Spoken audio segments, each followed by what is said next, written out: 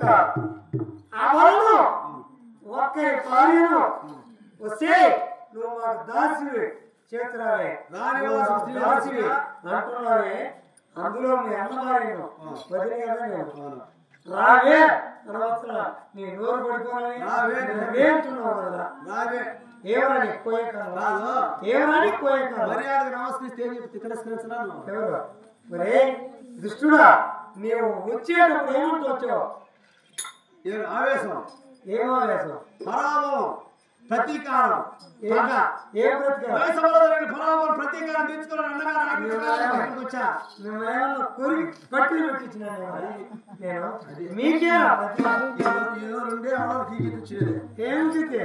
ఏమని పోయే కాదు ఏమన్నా వసే రావే పోగొట్టుకుని నోరు పడుకోవాలని ఏమడానికి మిగతాను ఎవరికి ఏమి అని పోతాను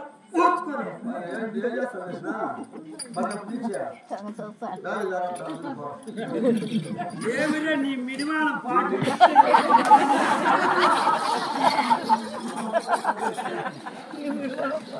కాబట్టి ఆయన అంత బాగుంది 56 లక్షలు రాలేదు కాబట్టి వ్యసనం అయితే ఏమంటే ఇప్పుడు పరాభం జరిగింది కాబట్టి బాధ తీసుకోవాలని నన్ను పంపించాడు నీకు ఈ సోదరు అక్కర్లేదు 5 మంది వ్యక్తుల సోదరు వచ్చిందా నీకు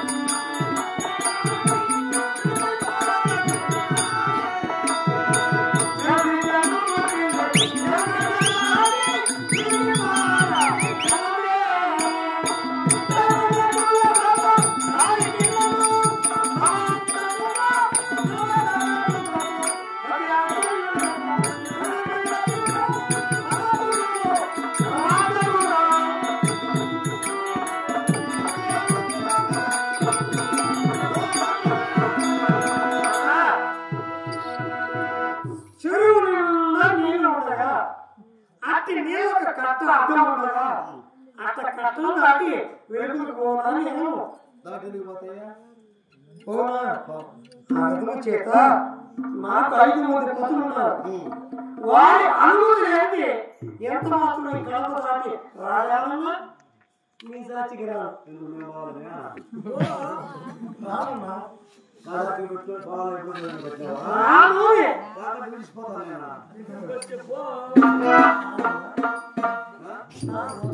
పత్రుల అనుమతి కావాలి పత్రుల అనుమతి మీ అనుమతి నాకేందుకు నీకు నీ పత్రుల అనుమతి నాకు మా అన్న ఆజ్ఞ నీ అన్న ఆజ్ఞ గ్రామాల అమ్మను తీసుకోవచ్చు ఎవరా అట్లా కూడా కాదు నేను అమ్మలు పట్టుకునేవాడే తీసుకునేవాడు కాదు నేను రాకంటే కాళ్ళు చేతులు కట్టెలు ఇచ్చుకున్నమాట నీ శవాలను ఎత్తుకున్నమాట శవాన్ని ఎత్తుకుపోతా. సచిన పర్వాలే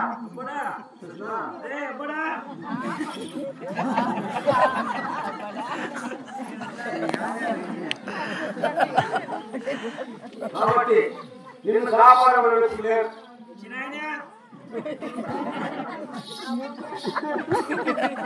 ఇది అత్యవసరం. నీకు దిక్కులేడు మా పని చెప్పాడు కాబట్టి నిన్ను కాపాడాలి మేమే, రక్షించడమే.